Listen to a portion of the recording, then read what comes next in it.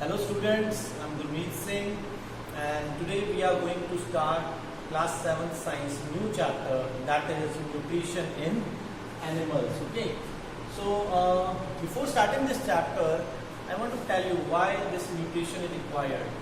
Okay, nutrition is required for our day to day work. जो भी हम सारे दिन में काम करते हैं उसके लिए भी हमें एनर्जी की रिक्वायरमेंट है. हमारी बॉडी जो ग्रो कर रही है, जो ग्रोथ कर रही है, हम बहुत छोटे होते हैं, धीरे धीरे हमारी हाइट ग्रोथ करती है. ओके, सो इन सब एक्टिविटीज़ के लिए हमारी बॉडी में जो एनर्जी रिक्वायर्ड है वो हमें मिलती है हमारे फूड से. ठीक है, और हमारे फूड से in the form of nutrient. So let us start this chapter. So before starting this chapter एक आपकी बुक से मैंने एक छोटा सा इंट्रो लिया है. That is animal nutrition include nutrient requirement, mode of intake and its utilization in the body.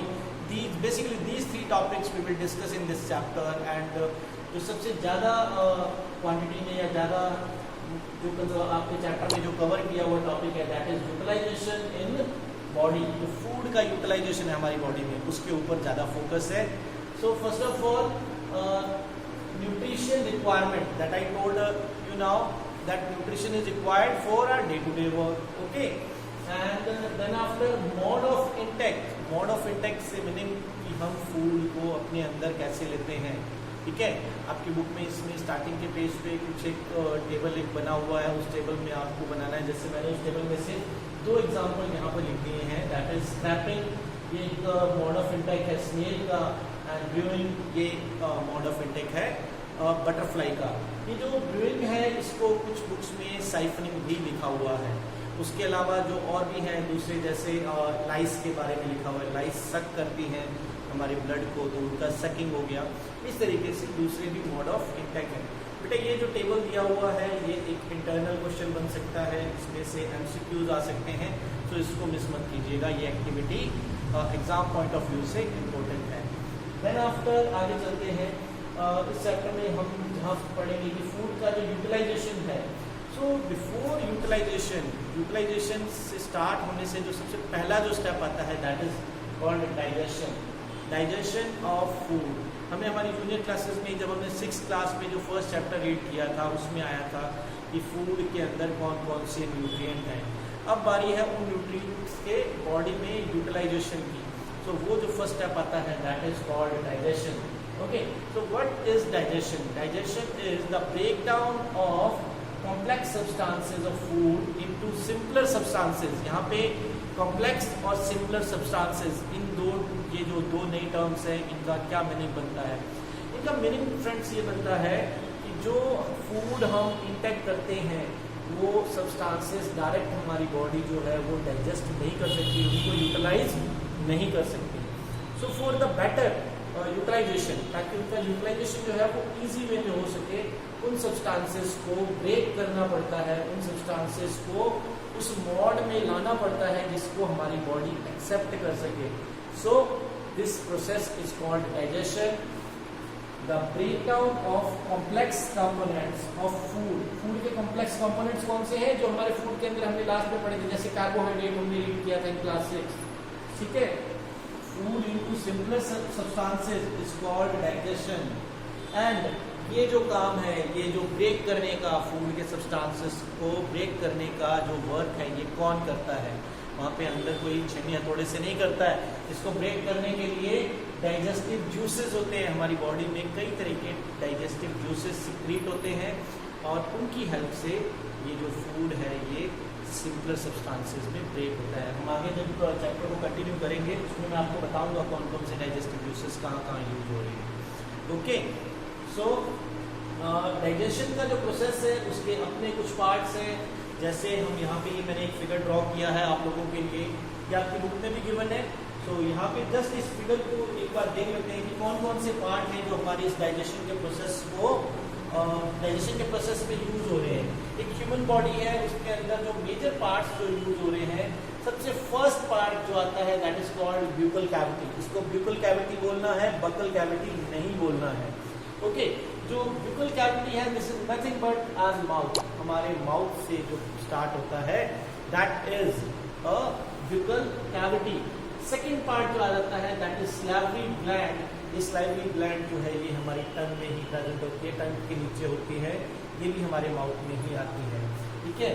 Then after इसके बाद जो फूड है वो स्लाइवरी ग्लैंड और हमारे ब्यूटल कैविटी से होता हुआ इस एक पाइप जो आपको दिख रही है इसमें आता है। इस पाइप को बोलते हैं इसोफेगस, इसोफेगस या फिर इसको बोलते हैं फूड पाइप, ओके। बिकॉज इसमें से फूड जो है वो हमारे माउथ से होता हुआ बॉडी के नेक्स्ट डाइजेशन सिस्टम के नेक्स्ट पार्ट तक पहुंचता है जिसको हम बोलते हैं स्टमक। एक बात ध्यान रखिएगा, ये जो स्टमक है ये एक जे शेप बना रहा है, this is making a J shape. इस स्टमक के बाद में फूड यहाँ से पास होता हुआ आता है ये स्मॉल इंटेस्टाइन। स्मॉल इंटेस्टाइन में बहुत सारा जो डाइजेशन का प्रोसेस है वो एग्जीक्यूट होता है, एंड स्मॉल इंटेस्टाइन के बाद में जो फूड है वो जाता है लार्ज इंटेस्टाइन में, और लार्ज इंटेस्टाइन से पास होता हुआ रेक्टम एंड एनस से होता हुआ हमारी बॉडी से बाहर निकल जाता है। So students, these are the major views कि हमारी जो डाइजेशन सिस्टम है उसके अंदर कौन कौन से पार्ट्स जो है वो यूज हो रहे हैं।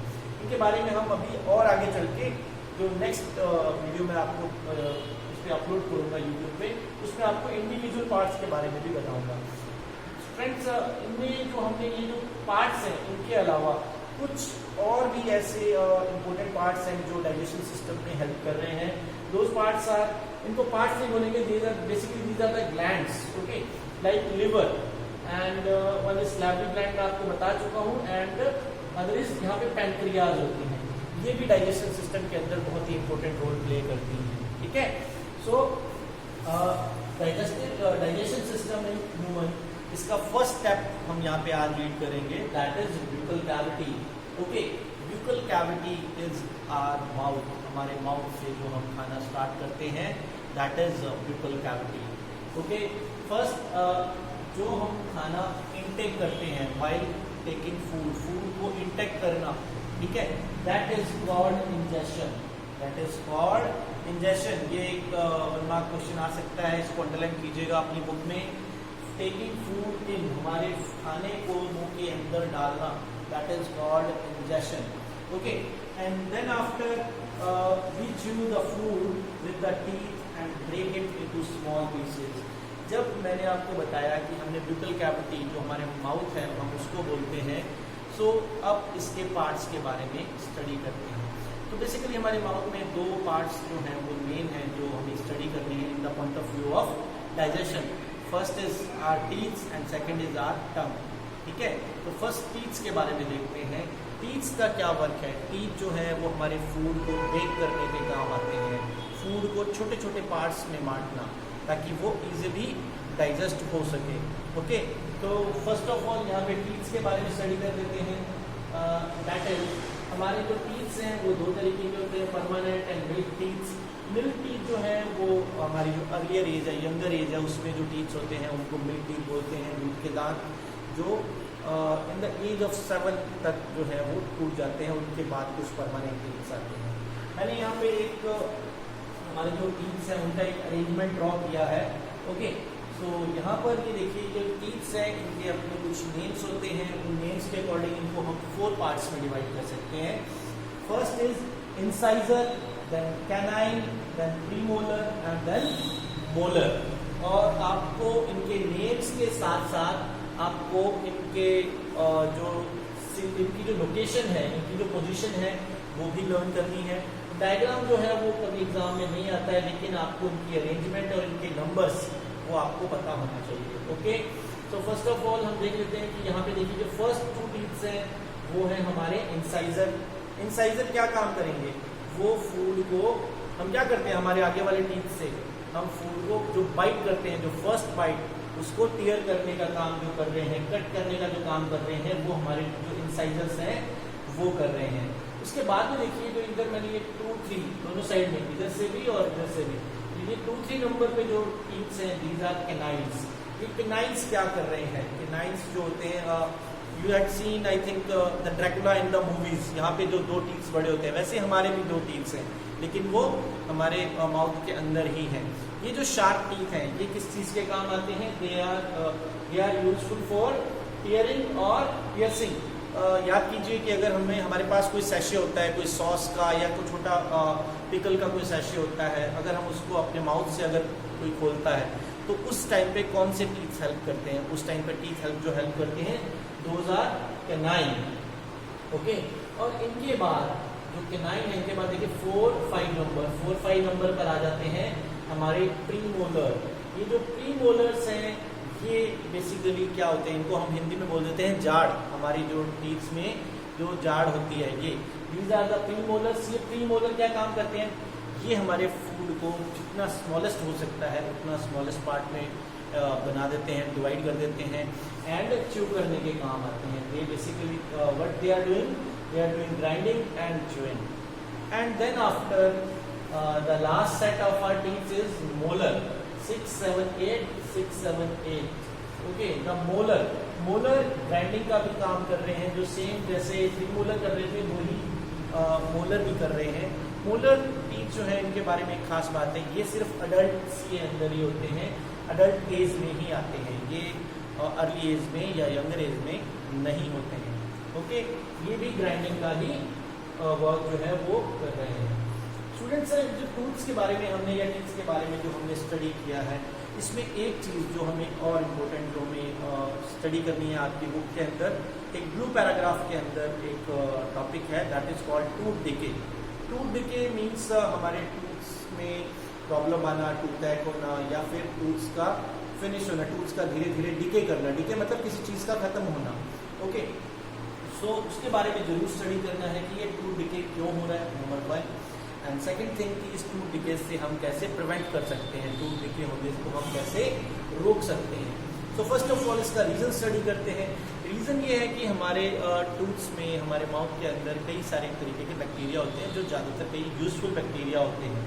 ये यूज़फुल बैक्टीरिया के अलावा जब कुछ फूड हमारे टीथ्स के बीच में अनइटन फूड जो है वो रह जाता है, वो फूड जब धीरे धीरे डिके होता है तो उसमें क्या चीज़ें होती हैं, हार्मफुल बैक्टीरिया प्रोड्यूस होता है उसके अंदर ये जो हार्मफुल बैक्टीरिया है, ये जो वो अनइटन फूड हमारे टीथ्स में रह गया है उसको ब्रेक डाउन करता है, break down sugar in left over food, और उस प्रोसेस की वजह से कुछ एसिड क्रिएट होता है, एसिड प्रोड्यूस होता है हमारी बॉडी का, हमारे टीथ्स के अंदर, हमारे माउथ के अंदर। तो वो जो एसिड प्रोड्यूस हो रहा है तो हमारे टीथ्स के लिए हार्मफुल होता है एंड उसकी वजह से जो हमारे टूथ डिके की जो प्रॉब्लम है वो हमें फेस करनी पड़ती है। तो स्टूडेंट्स, इसमें हमने ये पढ़ा कि टूथ डिके का रीज़न क्या है।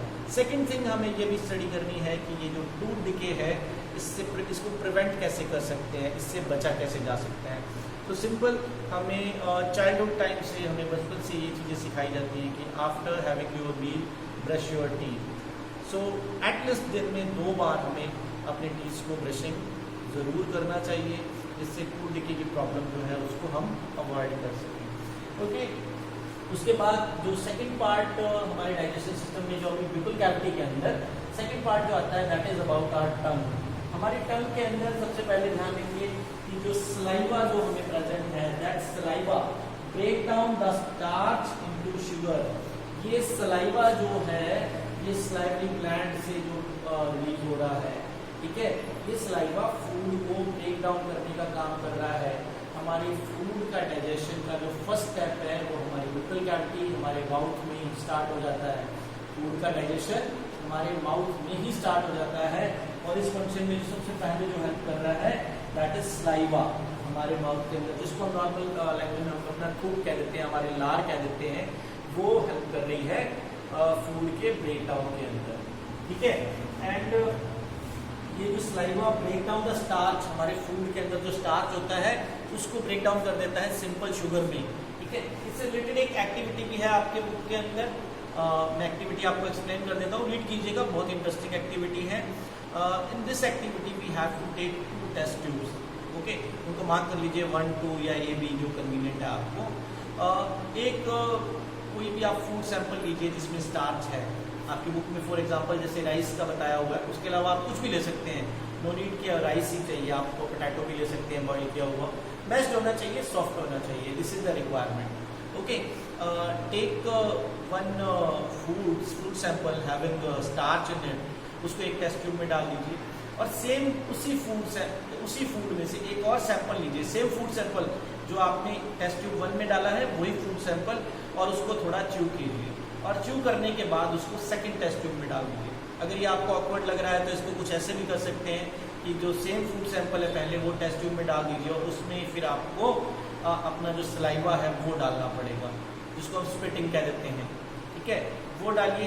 एंड देन आफ्टर इस पे हम आयोडीन टेस्ट करेंगे जो आपने क्लास 6 में किया था।